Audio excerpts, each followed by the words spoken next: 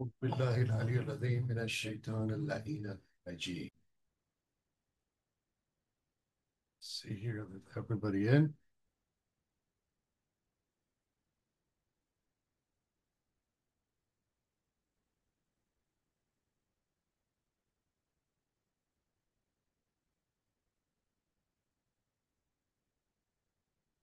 Right, is everybody here? More coming. Jeff.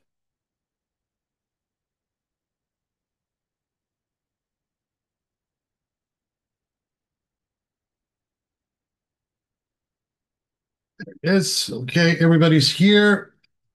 The wisdom of holiness in the word of Enoch or Idris.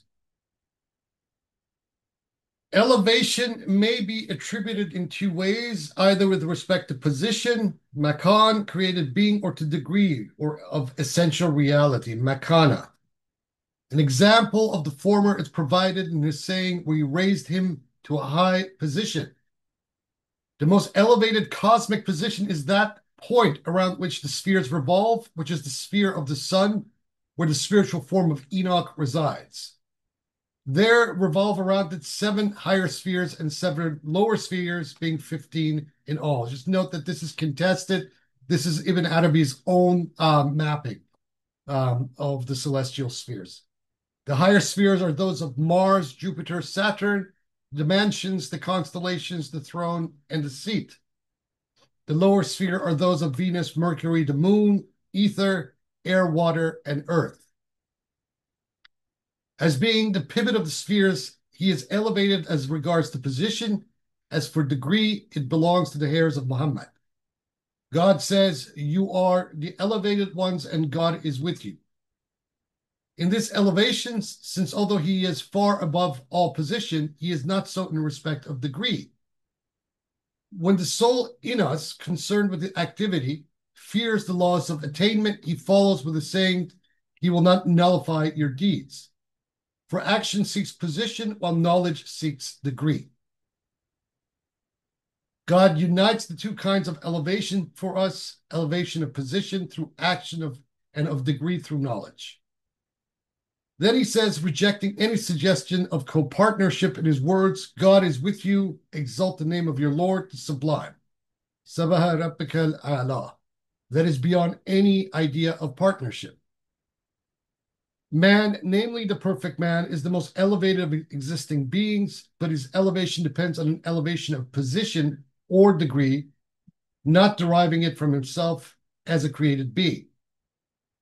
He is elevated either because he occupies a high position in the cosmic order or because he has a high degree, the elevation residing in them and not in him.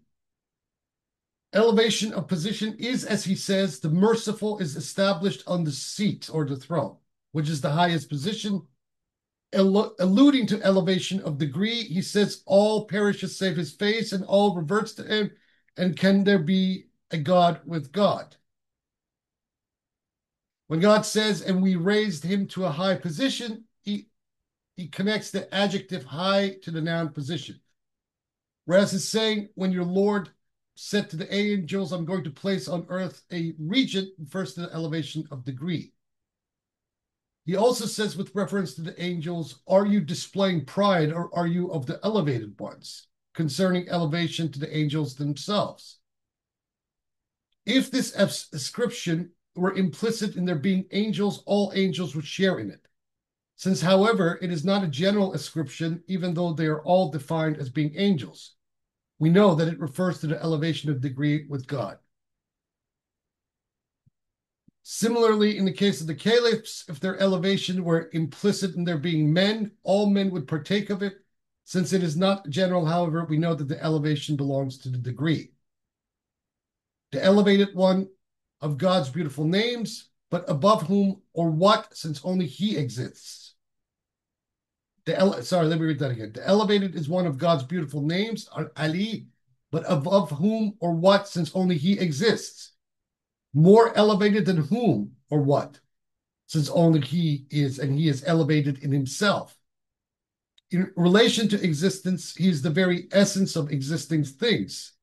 Thus, in a certain sense, relative beings are elevated in themselves, since in truth they are none other than he, and his elevation is absolute and not relative. This is because the eternal essences are immutable, unmanifest, knowing nothing of manifest existence, and they remain in that state despite all the multiplicity of manifested forms. The essence is unique of the whole, and the whole multiplicity exists only in respect of divine names, which are themselves purely relationships that are not manifest in themselves. This is an extremely, extremely important point. It basically, succinctly and very categorically answers an insoluble problem that the theologians themselves could not properly resolve about the nature of the divine names, with whether they are coexistence, independent attributes with God, or are part of the essence. Ibn Arabi is being very unequivocal that these attributes and names do not have any kind of essential existence whatsoever. They are just basically relations in which we look at the essence. Thus, in a certain sense, it may be said that he is not he and you are not you. Al-Kharras, who is an aspect of the reality and one of his tongues by which he expresses himself, said, God cannot be known except as uniting the opposites, in determining them through them. He is the first and the last, the manifest and the unmanifest, the essence of all that is manifest and all that is not yet manifest, even as he is manifesting himself. Thus only he sees him, and only he is hidden from him, for he is manifest to himself and hidden from himself. It is none other than he who bears the name Abu Sa'id al-Kharraz and the other names given to relative beings. The unmanifest says no when the manifest says I am, and the manifest says no when the unmanifest says only I am. This is the nature of opposition, but the speaker and listener in both cases are one, the unique. The prophet says, and what they told themselves, they being the tellers, the one told, and the telling, knowing what was to be told. The essence is unique, while the determinations are various.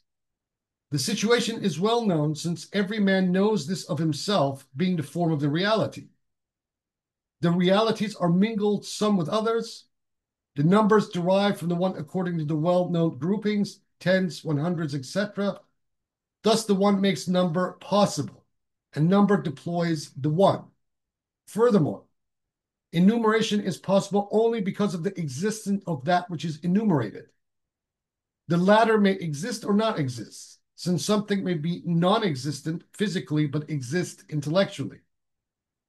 Therefore, must be number and that which can be numbered, just as there must be one to initiate the process by which it itself developed. Each unit is a reality in itself, like 9 or 10, down to the lowest 2 or upward ad infinitum. Although none of them are comprehensive, each of them being a particular collection of ones. 2 is unique, and 3 and so on, even though all are one in being made up of ones. Nor does a particular number embrace other numbers essentially. For the fact that all numbers are collections of ones establishes at once that as being different collections, they are relatively unique, and that as being all multiples of one, they derive entirely from the one. Inherent in all this are the 20 groupings, and then from 1 to 100, according to a particular construction. Thus, in saying that all numbers are one reality, one must also say that the one is not the numbers being the origin. Whoever has understood what I have said about the numbers, namely that to deny them is to affirm them, will know that the transcendent reality is at the same time the relative creature, even though the creature is being distinct from the creator. The reality is at once the created creator and the creating creature. All this one essence, at once unique and many, so consider what it is you see. Isaac said to his father, O father, do as you are commanded, for the son is the essence of the father. Abraham saw only himself, so he sacrificed. Then we ransomed him with a mighty sacrifice, so that which had appeared in human form appeared as a ram, whereas it had appeared in the form of a son, or more precisely, in a form distinguishing father and son, since the son is the reality, the essence of the father. He created from him Adam's soul, its mate, so that Adam's concept was nothing other than his essential self. From him came forth both mate and child, for the creative command is one in multiplicity. Who else is the universal nature, and who else is manifest in her many forms? We observe that nature suffers no loss in displaying her forms, nor yet any increase in re-assimilating them. What is manifest is she herself, just as she is not what is manifest from the standpoint of formal distinction. One particular manifestation is cold and dry, while another is hot and dry. They're both one as regards dryness, but otherwise distinct. Nature, or rather the essential nature, is that which unites all of them. The natural order may thus be regarded at once as many forms reflected in a single mirror, or as a single form reflected in many mirrors. This notion causes nothing but confusion to the sense-bound mind because the divisive nature of its apprehension. Just remember that nature, according to Ibn Arabi, is the rank at which dualism and duality emerges. He who truly understands what we are discussing here is not confused. Even if his knowledge is extended, the extension is only the result of the determination of the location, which is nothing other than the immutable essence in respect of which the reality is formally diversified within the theater of his self-revelation. These locational determinants seem to diversify him, but it is he who absorbs every determinant. Minhu wa ilayhi is one way to put it. He himself being determined only by his own self-manifestation. There is not but he. In one sense, the reality is creature, so consider; in another, he is not, so reflect. Who grasps by saying his perception will not dim, nor may one grasp it save to be endowed with perception. Whether you assert unity or distinction, the self is unique, as also the many that are and yet are not. He who is elevated in himself enjoys the complete perfection in which all realities and relationships, determined or undetermined, are immersed, since none of the attributes can possibly apply to other than he. This means all realities and relationships, whether they be in the eyes of convention, reason, or law, praiseworthy or otherwise. This applies only to the reality as God, the name uniting all names, Al-Haq or Allah. As for the reality as other than God, as manifested in some place or form, then qualitative disparity necessarily concurs as between one location and another. If the form be a synthetic form, the perfect man, it embraces essentially the essential perfection, since it is identical with the universal location in which it is manifest. The all-embracing totality inherent in the name of God is implicit in that form, which is at once not he and not other than he. Abul Qasim Ibn Qisi alludes to this in his book, The Shedding of the Sandals, where he says every divine name is invested with all the names. This is because every name implies the essence as well as the particular aspect it enshrines. Therefore, insofar as it implies the essence itself, it partakes of all the names, whereas as evincing the particular aspect of the essence, it is distinct and unique relatively. In this latter sense, it is differentiated from every other name, such as Lord, Creator, Fashioner, and so on. In the former sense, the name is essentially the one name, but other than he as representing some particular aspect. If you have understood the elevation I have discussed, you will know that it is elevation neither of position nor of degree.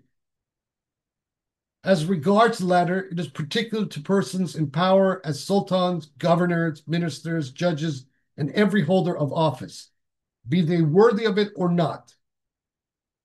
Self-sufficient elevation is not of this kind. It is quite possible. It is quite possible for the most knowledgeable of men to be under the control of the most ignorant who happens to hold a powerful office. It never were truer words spoken. The elevation of the latter is entirely relative to the office he holds, while the former is elevated in himself. When the holder of office ceases to hold it, his elevation ceases also. This is not the case with a man of true knowledge. And that was the wisdom of Enoch. And now the floor is open to whoever wants to interrogate this chapter or wants anything clarified about it. All yours. Uh, Salaam alaikum. I'll go first if Alaikum you don't salam. mind. Go for it. Lots to unpack here. I'm going to focus on some highlights that stood out to me, though. Go for it. So, page 87, the second paragraph there, Ishaq said to his father, that was a very interesting paragraph to me for a couple of reasons. For one thing, it was giving me somewhat Christian vibes with that Mm, language, even though I know it's not intended to parrot Christian theology. And at the same time, too, I also thought it was interesting because a lot of Muslims I know follow a tradition where Ismail was the sacrificed son. I know. And so that makes this all the more interesting of a Interesting. read. Yeah. Yeah. Yeah. Yeah. But also, are we describing, or is he using this event in the sense of a theophany? This was a Yes. visionary experience. Yeah. An imaginal, a dream theophany. Yeah. Which Abraham So, apparently misinterpreted. We're going to read that as of the next chapter, where he really gets into the guts of this matter. okay. Yeah, Yeah. that makes sense to me. That's sort of what I was understanding from it. And overall, the metaphysics of the whole chapter, what stood out to me is I was instantly seeing parallels both with Spinoza Mm. and with John Scotus Erugena. Yo, with Ariugena, Michael Sells made that comparison. In Oh, his, really? I was not aware of that. yeah, in his mystical languages of unsaying, he makes that comparison between Ariugena and Ibn Arabi. Yeah. Yeah, that line also on page 87, the reality is at once the created creator and the creating creature. Mm. That screams. I mean, I'm not saying there's influence because obviously, um, I don't think there was any kind of contact or exchange of ideas there, but there definitely is a synchronicity in the sort of metaphysical ideas they were both tuned into. Meister Eckhart incidentally says something extremely similar to this as well in his sermons. The Do you birth of happen this, to remember which sermon? I can't remember off the top. I'd have to go and check. But Okay, I no remember problem. something to the effect of where he's unpacking his concept of the birth of the sun in the soul, Mhm. the logos. He sort of says something along the same lines as he's unpacking the statement. Fascinating. Well, if you ever come across it, I'd be curious. Definitely, sure. And then one other question. Um, Idris or Enoch doesn't seem to really be mentioned here, but is the concept of elevation related to Enoch? Because Enoch, at least in the biblical tradition, is one who is elevated to Yes. God. Yeah. So this is the archetype of this chapter. That's the Yeah. sense in which it's about Enoch. Yeah. This is one of the quirks of most of the Fusus al-Hikam, other than one or two of its chapters, where the prophet archetype that is being discussed is not discussed at all. It doesn't even show up Right. in any You really significant. have to dig to find it. Yeah, you have to dig to find it. He does here mention Enoch at the very beginning, Right. right? And he does this for a very particular reason because Enoch then shows up in his form as Ilias later on in the Fusus al-Hikam on a very important process that Ibn Arabi puts his finger on. And that's the descent of the soul into animality before its elevation to beyond humanity. Oh, fascinating. So he draws a parallel between Idris and Ilyas and their Yes. respective Yeah, paradigms. as basically the same person. Yeah. Right. So is that the concept of raja, return? You couldn't read it that way. you can definitely read it that way, although his imputation is a little bit more nuanced. Yeah, Okay. yeah, I guess we'll see more of that as we get to it. yeah. And then I also like beneath the discussion of Ibrahim and Ishaq, I like what he does with Adam and Hawa, Hawa being his essence. That Yeah. is pregnant, no pun intended, with all kinds of divine feminine symbolism to me. Which I fully exploited in my own version of this book in its first Right, chapter. My first chapter was Eve. Yeah, I fully exploited that. I mean, even from the very first paragraph of Adam, the word right, mirat, right? Only one particular vowel changes the meaning of the word from mirror to woman, right. right? Yeah, So go ahead.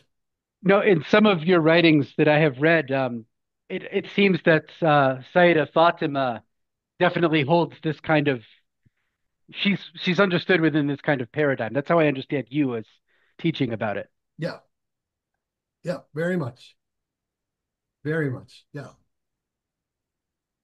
It's like an inversion of maybe the standard Islamic tradition where the masculine features very prominently, and it's time to bring the feminine out and into balance.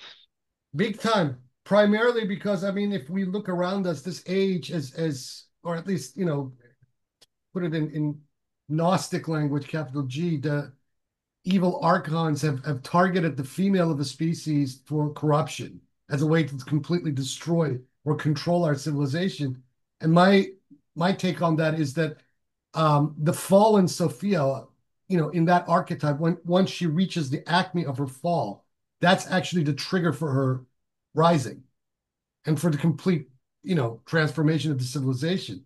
So if you corrupt something in a process, if the assault of the counterpowers happens, that triggers the Frashkerti itself. Right, And if we look around our civilization right now, um, it is through the female of the species. I mean, this is contested observation, but my observation is that the system is targeting women to keep the system of capitalism going. So it will even right. grant them things like feminism, but only on the terms of the system, in terms of capital. Yeah, Um, within a limited framework, the yeah, girl boss archetype, so to yeah, speak. exactly. So you corrupt the woman, you keep the culture down, Right, and then that obscures the more transcendent reality of that divine feminine. which the woman, by her very nature, embodies in her very biology. She gives life. She's intuitive. She's operating her logic is operating often at a higher plane than the man is, who's more deductive. More 1, 2, 3, whereas the female isn't by her nature. So if you corrupt that, right, then you think that you can hold the culture down and profit from it, but that in itself triggers a process of the elevation of the re-rise of Sophia. So if Sophia Right, falls to her acme, there's only one direction she can go up. right. I'll say by way of concluding then that I would love in our world to see more of that Sophianic leadership, both from women in their elevation and from men following in that Amen. paradigm. Amen to that. Amen to that.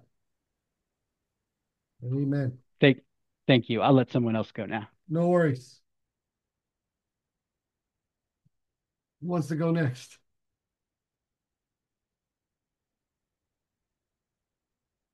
Jeff, Hossein, Riaz. Yeah, I'll go. That's cool. Um, yeah, how are you doing, Chick? Good, how are you? I'm pretty good. Pretty good. So these are just sort of like some thoughts I had. I don't know. I think there's a question here hidden.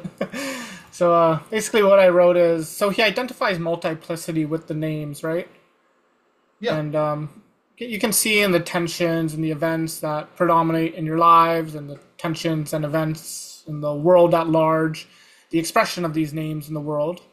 It can seem very overwhelming, chaotic, till you really ground it in this knowledge of unity that serves as the common denominator of all multiplicities, and it really lightens your heart.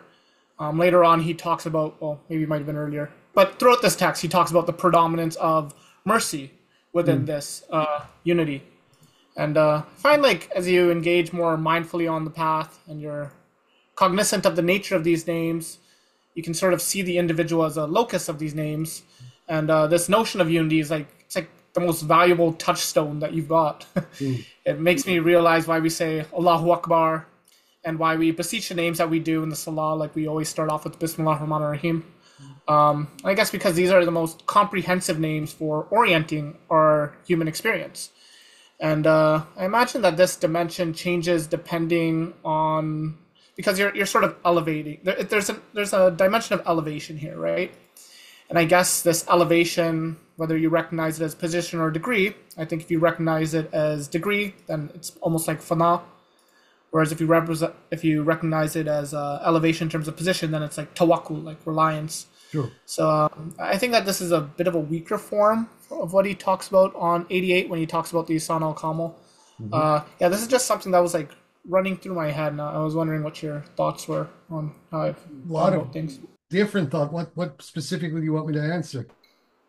Um, well, let's start off with this idea of the notion of like the unity in our mind as Hmm. believers, sort of, well, believers or somebody on a path, a wayfarer, whatever you want to call it, serving as a touchstone.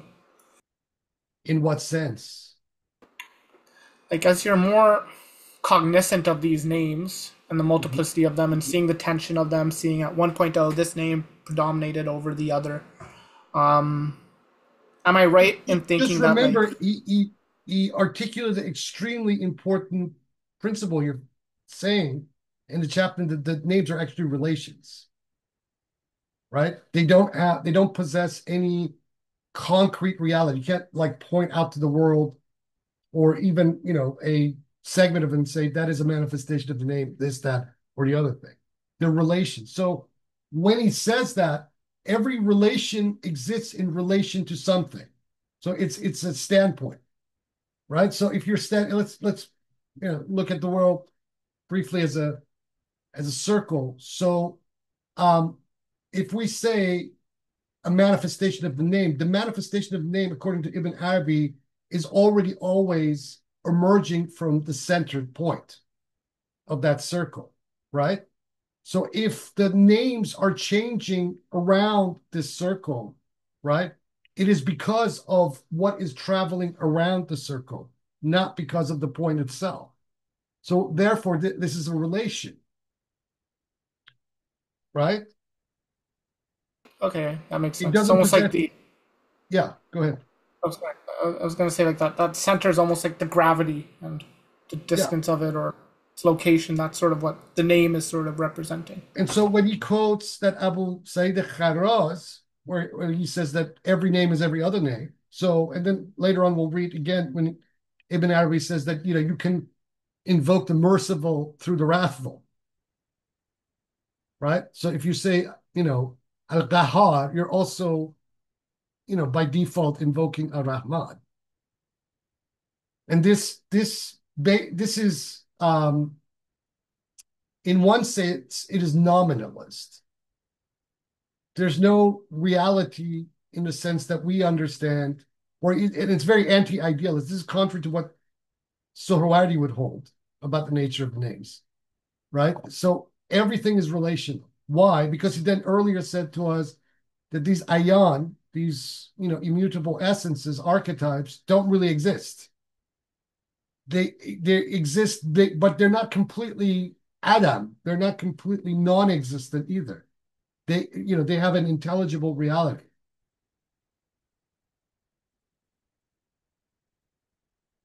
Okay, I see. Thank you. Sure.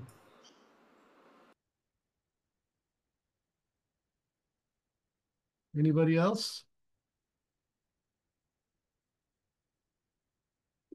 Don't be shy.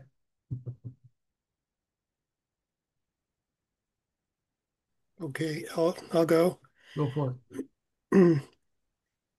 Answering what Nate was asking about, how it's peculiar, how this is the word of Enoch, the wisdom of what is it, elevation? Gee, I forget already. it. No, Elevation, yeah. Holiness, the wisdom of holiness, I'm sorry, in the word of Enoch. Anyway, I always have to look up the symbolism of some of these names because I don't actually have a lot of this stuff memorized. So, but I can say that he does mention Enoch in the sense that, like, basically this first paragraph where he says the most elevated position is that point around which the spheres revolve, which is the sphere of the sun, Mm. where the spiritual forms of Enoch resides.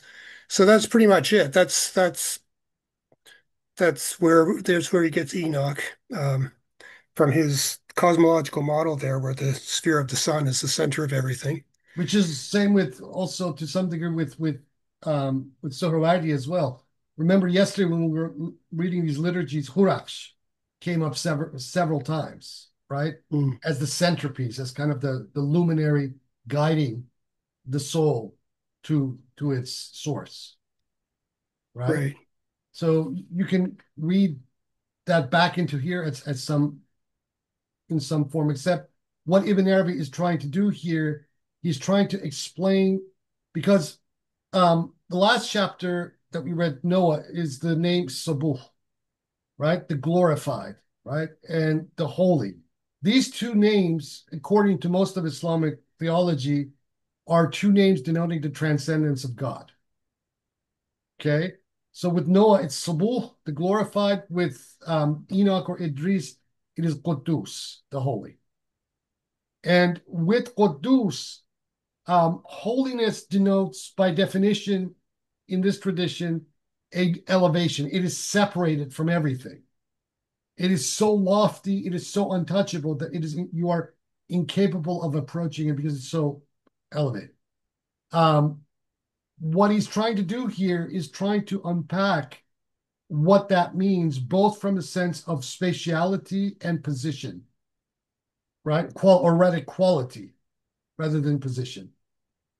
So that's what, the word makana can also, in this particular context of this chapter, also be translated as quality. That wouldn't right. obscure the meaning. Is what Ibn Arabi No, is trying to say. Yeah. although in the case of this elevation that he's describing in this chapter, he's going beyond.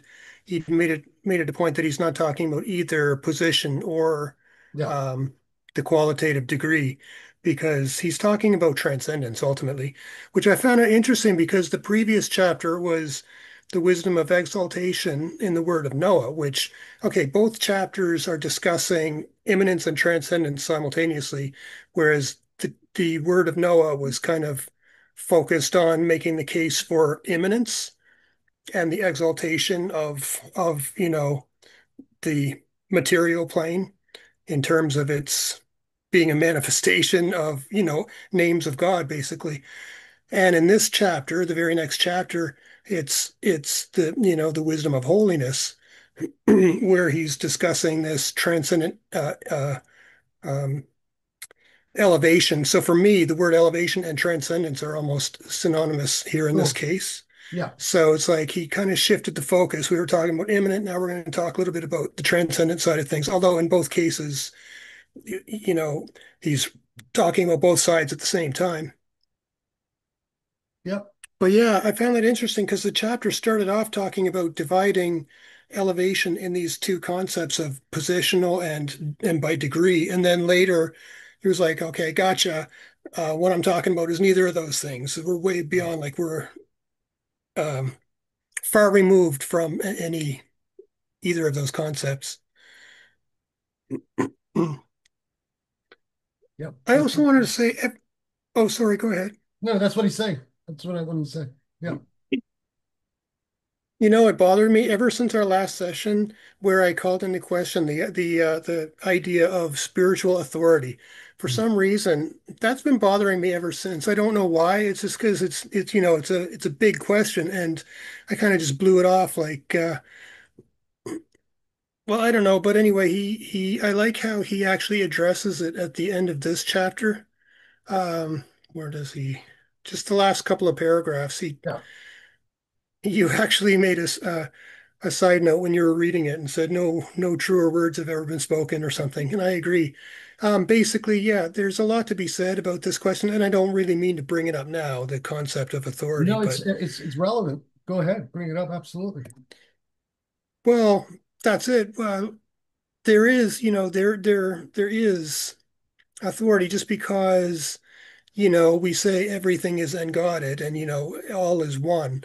That doesn't negate the prospect for degrees of authority, obviously, like qualitatively, because, um, Well, I mean, it's but unfortunate though that the worldly power is never the one that possesses the spiritual authority, and but it doesn't change the actual situation. I mean, this also happens in the spiritual, in the so-called spiritual world that we have, whether contemporaneously or any other time. It so happened. My Sheikh would tell me stories like this. He used to tell me that it often happens in a particular order that a particular disciple can even outpace their teacher after a certain time. They go beyond the teacher. Um, and this situation may or may not be recognized depending on the teacher. If the teacher is open and genuine and sincere, they will recognize this about their student. But if that particular master has some vestige of their own nafs, then they're clinging for dear life to their position as the master of the order, then, problems arise. And this has also been an instrumental and efficient cause for a lot of students sometimes, or even groups of them leaving a particular order, right? A particular student has gone beyond their master, and the master refuses to relinquish their authority, right? Because this master disciple, um, dynamic has completely flipped on its head. And so the former master is now effectively a student to this former disciple who's now really the teacher. This Mhm, happens a lot. mhm, mm, So he's also alluding to these sorts of situations, or you have situations in contemporary times, and as has been always the case, that certain people are appointed to a certain position who don't really deserve it, and they may have people around them that are far beyond them, whether of understanding or anything else. It's going to happen in the spiritual context. It's going to happen in the secular context. Makes no difference. And in our time, we see a lot of this, you know. mm. So what this does for me, if you read it from that vantage point, even Arabi himself is even to some degree questioning the legitimacy of a actual physical lineal genealogy as being an arbiter of any kind of attainment. The attainment comes from somewhere else. It's not because you have the lineage of XYZ teachers or masters or whatever behind you that ensures your rank Yeah. of degree. It may give you a position. That doesn't mean that you're necessarily there. No, Um, exactly. yeah. And the ones with the positions generally are not don't correspond with the appropriate degree No, and necessarily, or at because least then the in position becomes an end. institutions. Yeah, because the position becomes an end in itself, and to maintain that position at any cost is becomes the sole focus of whoever holds that position. You see this in every form of political configuration already. Yeah, exactly. Yeah. Yeah. Yeah, it's a good idea to always remain a student anyway, no matter how much mastery you might attain in any given field or subject or 100. whatever. You always want to have the attitude of that you're always a student. There's always more to learn. There's And always going to go because the content of existence is infinite. So if you say I have attained the acme, then by that very utterance you have disproven it. You yeah, cannot. It's infinite. It's this construct doesn't have a beginning or an end. right, right. Yeah. I like the idea of being a teacher and a student at the same time. I think that's possible. You're always learning, but you're teaching, and the more you teach, the more you learn, and the more you learn, the more qualified you are to teach. So there's like a symbiotic relationship between those two. Yeah. One thing that Ibn Arabi is very good at doing is he is deconstructing simultaneously a lot of these understandings that whether Sufi culture of his time or even subsequently had about the elevation of the teacher. And if you go into Ibn Arabi's biography, there are myriad of cases that are mentioned where he would have arguments with certain masters in Andalusia. He didn't agree with their position until one time he had a vision, um, telling him that, don't stop arguing with these masters. You're right, but your etiquette, your adab should also, be operative and not to just, contradict this particular master in front of his students. That's also part of Right, your learning. Yeah. right, right. Yeah. Yeah, awesome. Yeah. Okay, thank you very much. Those are my observations for the moment. Sure thing. Let's see. Mary, are you there? I'm here. Great. Um, I don't really have a lot to say with this just because I agree with so much of it. But I do like that he resolves the paradox of multiplicity through the divine nature. He's like, none of this is an issue if you just consider nature, who suffers no loss in displaying her forms, nor yet any increase in reassimilating them. And that's such a good lens through which to view the divine relationship to multiplicity and also distance and derivation. Mm. The judgment of God between two different things creates that or confirms that initial difference, and then nature takes it and I don't know, puts it through the gyre a little bit. Um, and I feel like Ibn Arabi could have written this whole chapter just focusing on Logos and Enoch as the divine scribe and Enoch as like a primordial theophany. But he really drops all that really fast and starts talking about numerology and multiplicity and nature. And it almost seems like he's connecting the sciences of mathematics and gematria to language, to the like Enochian logos. Yes, he's been doing this very deliberately. Also, remember that Enoch in some Islamic traditions is equated with Hermes. Yes, exactly. With Hermes, logos, with the shepherd. Um, I also liked what Nathan said earlier about the binding of Isaac phase here being kind of theophanatic in character, with how it takes place in like a visionary experience. I might say it has a theurgic character, a miraculated character, because it's showing the way that God messes with, perception in addition to material reality by swapping Isaac out for a ram. Mm, very much so. Very much so. Yeah, that's all I had to say. I just love the focus on nature and numerology here because no discourse on logos or on Enoch, or on elevation and theophany would be complete without exploring numbers. Yeah, Um, which is what he does Natural here. sciences, basically, it's like a treatise on like the root of natural sciences. Or at least the principles, the basic summarized principles of the natural sciences. Yeah, he does this. He does this very well in this chapter. Yeah, it's really good because it's very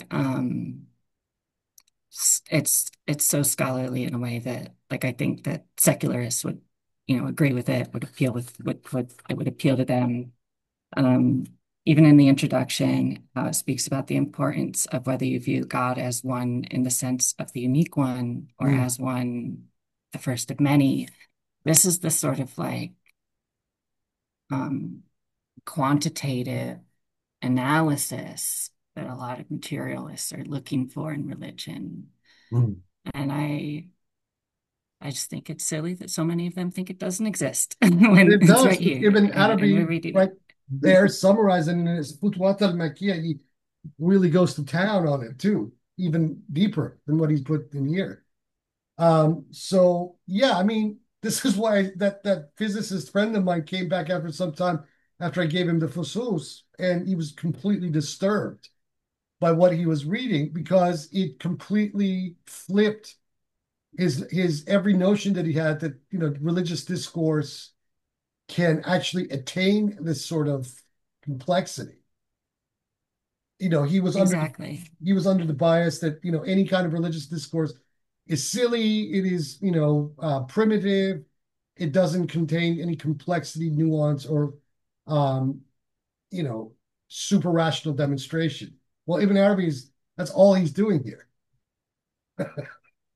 I also I found it interesting right before the binding of Isaac, he sets up I think maybe someone brought this up a little bit ago, but the reality is it wants the created creator and the creating creature. Mm. I love that here the creator is what is created as well. There's a sort Yeah, of like quaternarity to this because the creator has a relationship to both being created and the act of creating, as does the creature. yeah, And yeah. There's there's a four loop. ways of organizing There's a this. there's a loop going on. That the creator creates and then is being created through the creeds, right? Or the notions that people have of what the deity is, that then people project infinitely as being God, which is just their own very delimited, circumspect notion of the creator.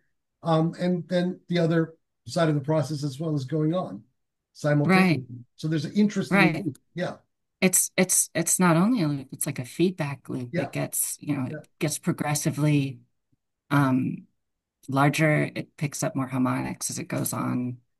Um uh one more thing to say. One of the I guess I've forgotten it. this is good that you brought this up and Nate brought it up as well. One of the objections this friend of mine had was precisely this passage. Really? Yeah, well, his objection was, well, what does this mean? Right? It, Oh, it really well, get his head in on this, and I explained this to him, and I just in terms of exactly what we just explained, and I said, well, what kind of rebuttal do you have?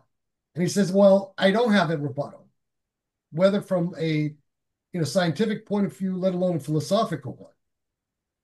well, The only rebuttal I have is that this appears like a language game. And I said, well, it is, in one sense, a language game.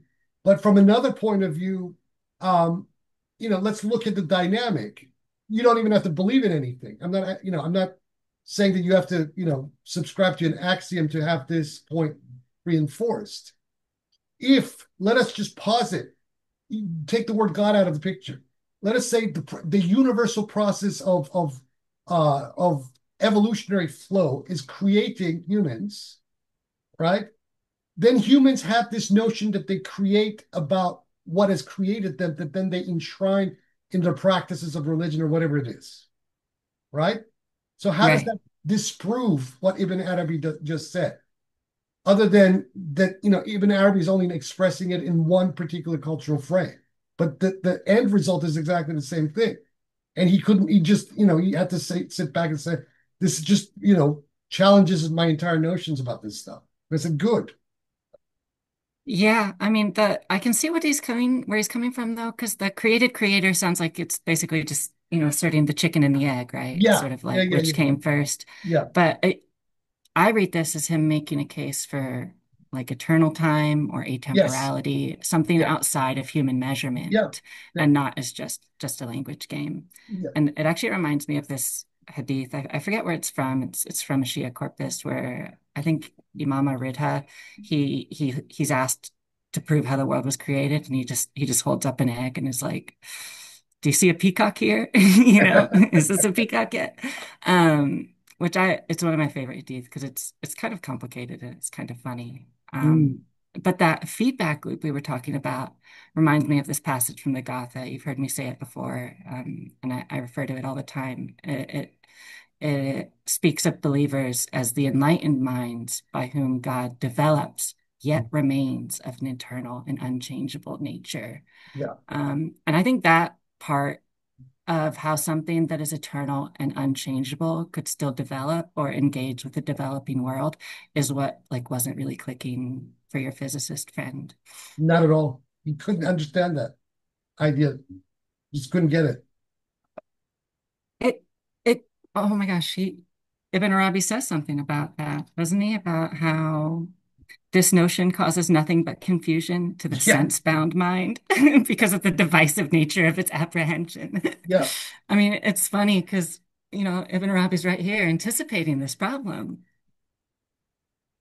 This is Very good why chapter. I think, at least, from a societal kind of, gloss on this issue, why this sort of thinking with certain kind of people is their definition of mental illness, right? Yes, Because very so, very much it, so. it challenges their categories of what stability is at the very definitional level.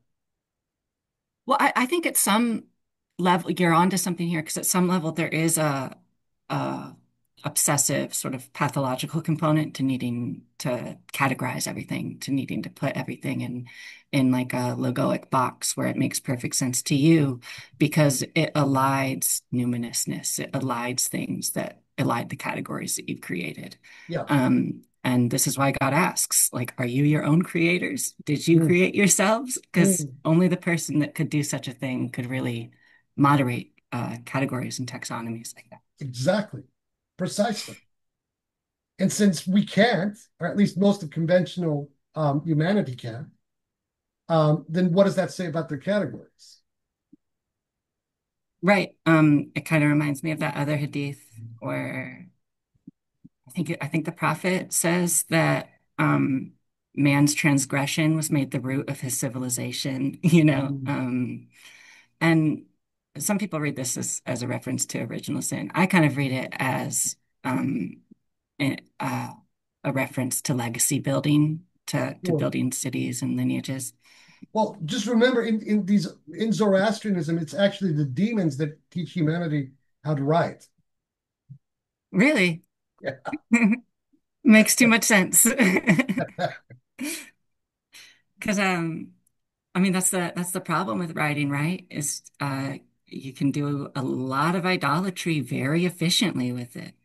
Misinformation, disinformation, lying. It just all comes out. Well, because representation then becomes a substitute for reality itself. Yeah, exactly. Very much so. I have a lot of respect for kind of oral traditions, partially for that reason, because I feel like they don't crystallize and become rigid as easily.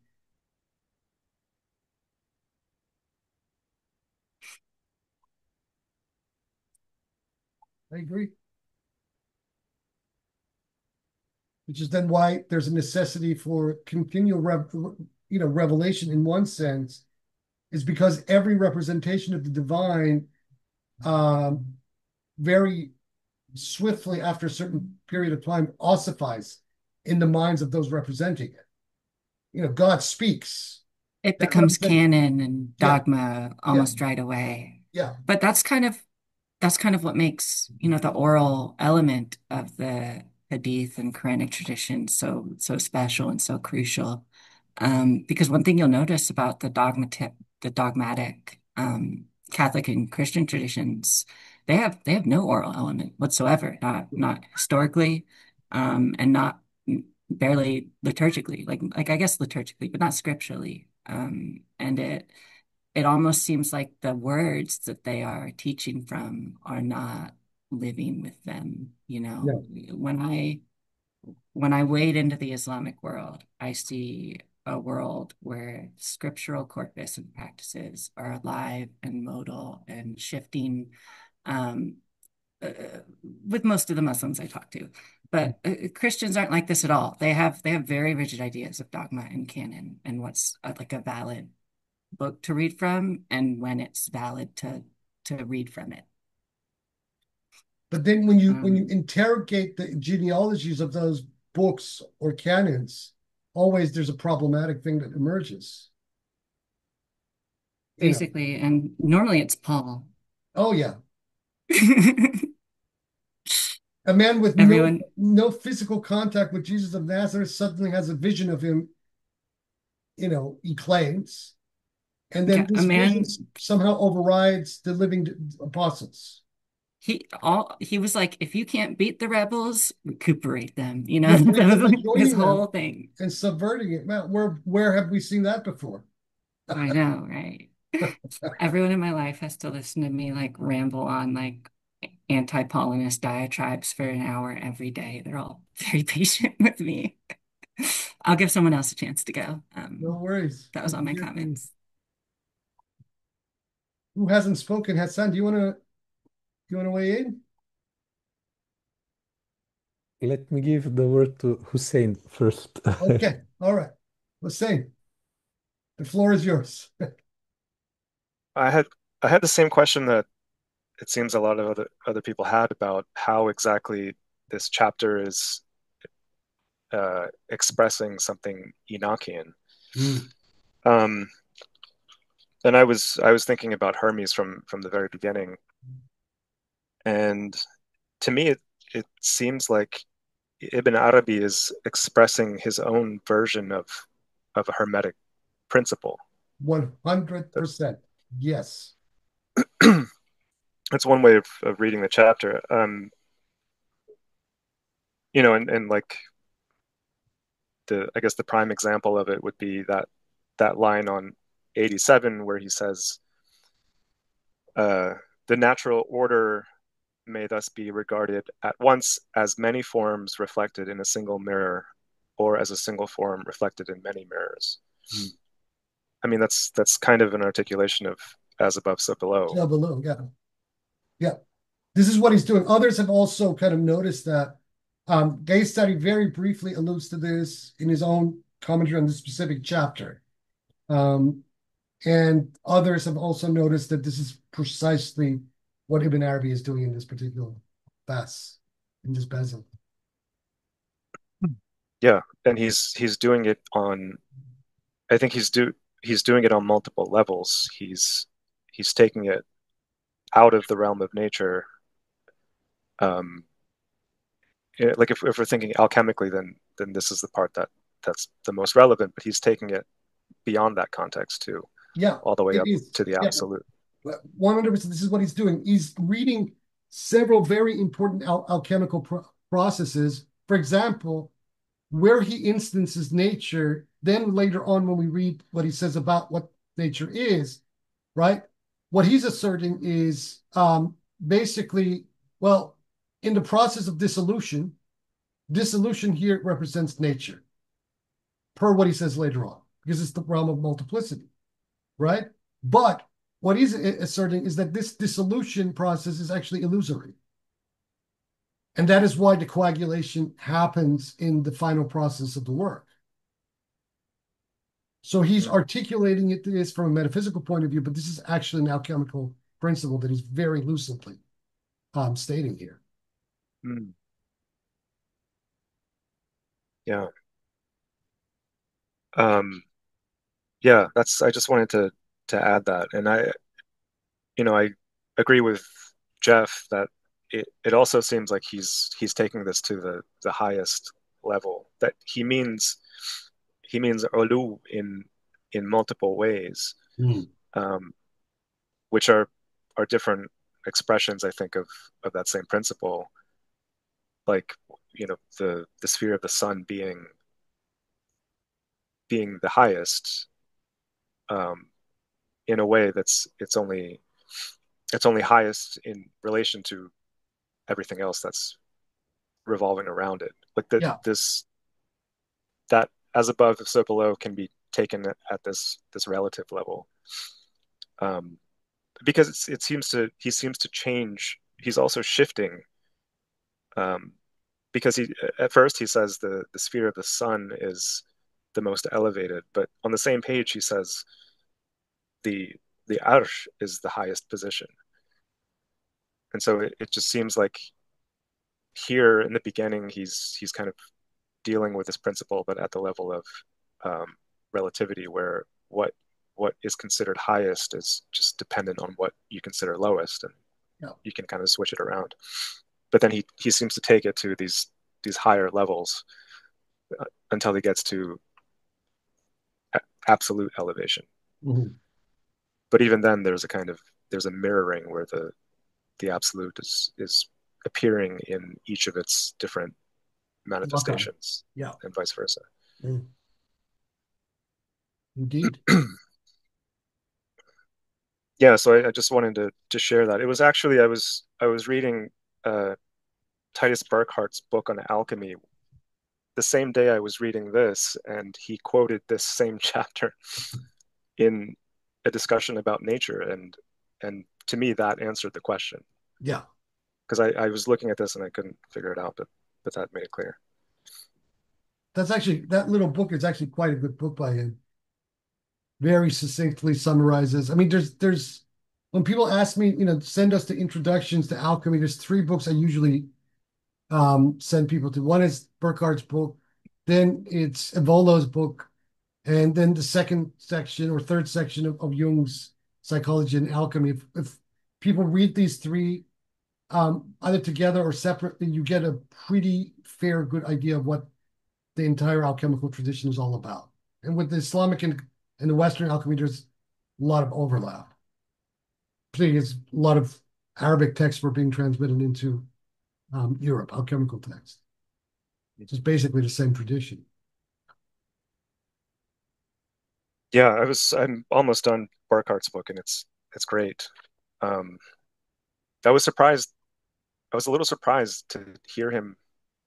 I don't know why, but for me, traditionalism and alchemy just don't seem to go together. The alchemy has this like it's all about liberating and freeing and dissolving, and there's a kind of like there's a rigidity that I find in all of the traditionalist authors. But apparently they're all into tantra and Yeah, alchemy. yeah, they are. No, I agree with you. They do have that rigidity and a lot of contradictions and positions they hold, not just paradoxes. Yeah. But what I mean, I still recommend people to read them. Just read them with filters on. Yeah, it's difficult to find these kinds of hermetic sciences exposited through a metaphysical lens. There's a lot of people, especially who study astrology, but they don't have any kind of metaphysical acumen. Mm. So unless one is going to the traditional texts, but then without having someone to sort of guide you through, you know, how to understand them in a modern context, it's just hard to come by those kinds of texts. So yeah, I mean, I really appreciate the Burkhardt and There's I got three, I mean, in the Islamic world, I mean, besides the actual alchemical figures, there's three major figures that express their metaphysics through alchemy. One is Ibn Arabi, obviously. The second one is Al-Jaldaki, another Iranian that Corban actually translated. And the third is Al-Ahsai. Ahsai's entire metaphysics can be read through an alchemical context, through this, and particularly the Jabarian one. This is future work that people, I think, should take a look at to read the Sheikhi metaphysics through the Jabarian lens, because this is what Asai was doing.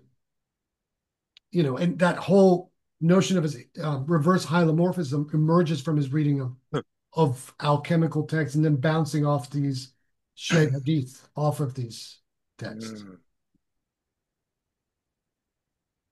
yeah, well, alchemy is so important to the imams. There you go. Yeah.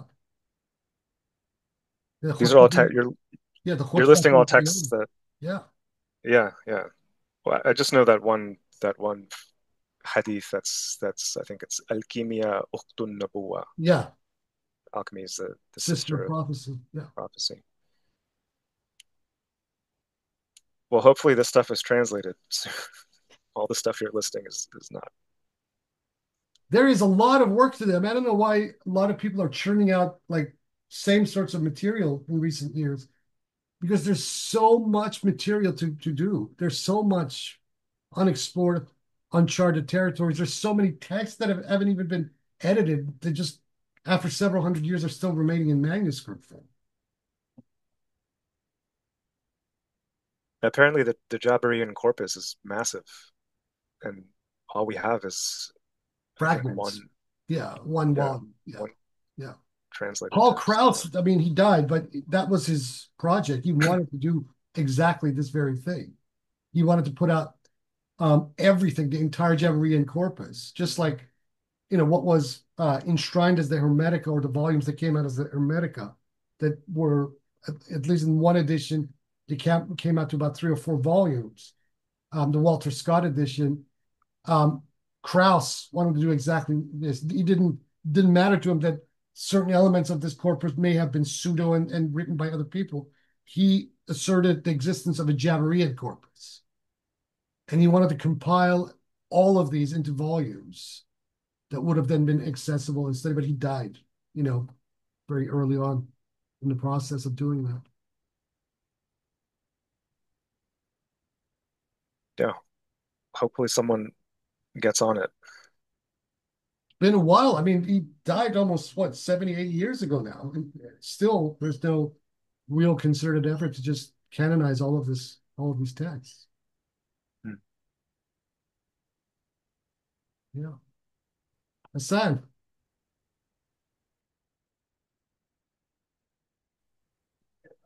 Here, I would like to make a little comment about the metaphysics of numbers, which Sheikh Lekber mentions, because, how to put it, every one likes the metaphysics of mirrors. It is very intuitive, uh, very expressional, but almost no one likes numbers and mathematics.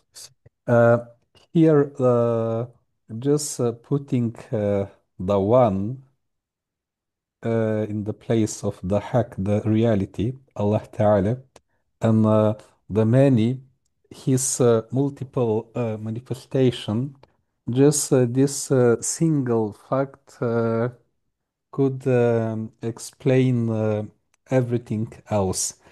That every number he is one and the same time. It is one.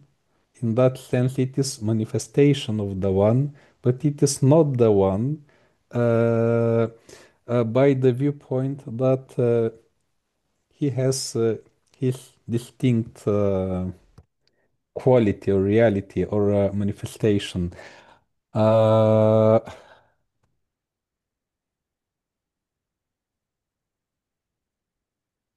yes, and I think here we can compare it to the idea of tashkik, the degrees of existence with Mullah Sadr. The idea that ما به الاشتراك هو عين ما به الافتراق. The thing by virtue of which they are one, they are one and the same, is in the same time, is the same thing by virtue of which they differ.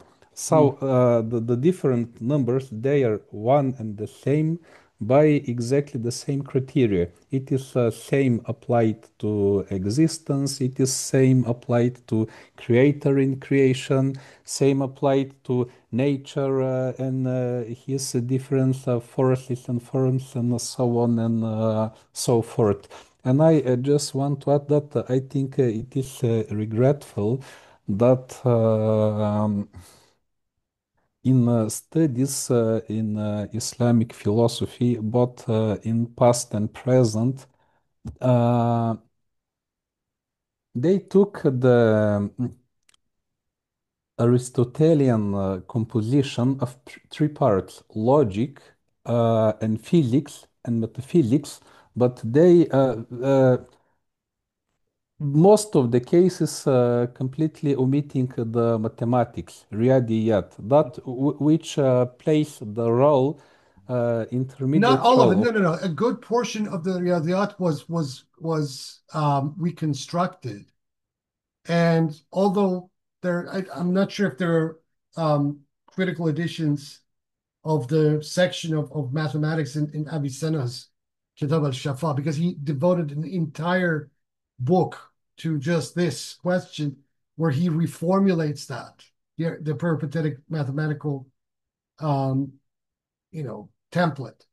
No, the Riyaziyat were there, right? And I think the Muslims in some respects went beyond the Greeks, given how new theories of mathematics emerged in the Muslim world. Algorithms is a Muslim invention. Calculus in its seed before Leibniz is a Muslim invention. Algebra is a Muslim contribution to But here, mathematics. what I means not the technical side of Yeah, mathematics, the engineering side. Yes, I yeah. agree completely. But using mathematics as a tool of metaphysics in the Pythagorean sense of You have this in the Rasail of Ikhwan al-Safad. There's a lot of this in the Rasail. That's why they're classified as being Neo-Pythagoreans, precisely because of this. Yeah. And those treatises were extremely influential, including on Ibn Arabi himself. yes, I would be happy to see more of it. Uh, okay, just one more thing. Would it be appropriate if here in the session of Ibn Arabi, I ask you to express to compare the in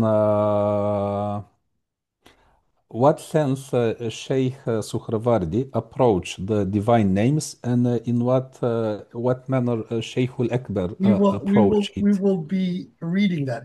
He has several different statements that he makes in both the Waradat, but once we start to get into the Hikmat al-Ishraq, this is going to be evident.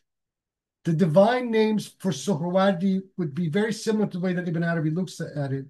The only difference is that as an idealist and an essentialist, right, in some respect, where these angelic presences and forms of the lights are genuine archetypal progenitors of what they are associated with. That's the only difference between him and Ibn Arabi. So, Suhrawardi would not have too much of a problem accepting what Ibn Arabi says here about the names.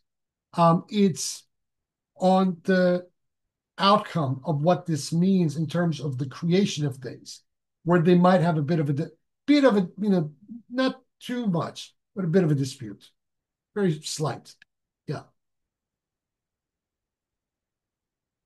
because he really overemphasizes the Platonic idealism here, and Ibn Arabi, in my opinion, is a realist. So if Suhrawardi is a Platonic idealist, Ibn Arabi is a Platonic realist. That's the difference. So this is how that conversation would proceed, even on the nature of the names. Okay, thank you very much, Sidi. Sure.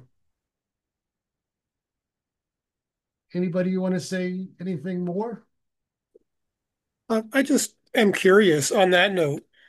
Do you know, as far as you know, has Ibn Arabi expressed any opinion on Suhrawardi's writings? Like, do you think Nothing. he's familiar? There is no mention of Shahabuddin Suhrawardi, but Ibn Arabi met Abu Hafs Omar Suhrawardi, which was a completely different figure from the same town of Suhrawardi. Who at that time, when Ibn Arabi was in the Mashriq, had become quite an eminent Sufi master with a lot of disciples, and they actually did meet in person. And this Abu Hafs was quite impressed with Shahabuddin, with Muhyiddin. So, but it is the successors of Ibn Arabi, beginning with Banawi and especially Qaysari, who mentions Suhrawardi several times in his commentary on the Fusus al-Hikam. So they knew of them, and Okay. they considered them kin in some respect. In fact, in the letters of correspondence between Hunawi and Tusi, Suhrawardi does come up a few times from both correspondence, which means that Qunawi had read Suhrawardi, knew about Suhrawardi, and obviously Tusi, even though he was at that time he was an Imami Avicennan, um, in many respects, Tusi can be considered an illuminationist as well. And he would have gravitated towards the Ishraq very, very obviously because, he was an Ismaili before he became an Imami. So the Avicennism of someone like Tusi is read through the lens of Sohrawardi. So where any philosophical disagreement may occur between Sadruddin Qunawi and Khaja Nasruddin Tusi, um, is really basically on the prism of what you weigh as more important than the other. But the Akbarians in the second generation onwards knew about Suhrawardi very well. Because by that time, most of his works had been retrieved and copied, and like a lot of these manuscripts that I was dealing with, they're coming from that same period, or a little bit after it as well. Okay. Yeah. Interesting. Yeah, it's kind of fun to imagine whether they had access to him and to Suhrawardi, and it's kind of fun to imagine a dialogue between them. I'd love to hear Ibn Arabi and Suhrawardi actually have a conversation. Oh, That would be pretty neat. that has been my dream for many years. But just remember this, that Ibn Arabi, once he comes to Syria, he's actually in the presence of the very same cast of characters that have condemned Suhrawardi to death. A lot of these people would have still been alive. And it wasn't not long after he shows up in the Mashrek almost about, what is it, about 10, 12, 13 years after Suhrawardi died. So the very establishment of the Ayyubids and these various jurists who were responsible for Suhrawardi's death were still around, some of them, when Ibn Arabi shows up there. Malak Zahir Shah dies in what is it? I think it's about 1216. So roughly, what is that? About 25 years after Suhrawardi's death. And that would have been contemporaneous to the time that Ibn Arabi was there, because Ibn Arabi shows up in the Maghreb, what is it, about late 1201, so by 1202, he's already doing the pilgrimage in Mecca. That's a significant year. Or that's where he has the vision of the deathless youth and Nizam, and all of that occurs in that year 1202.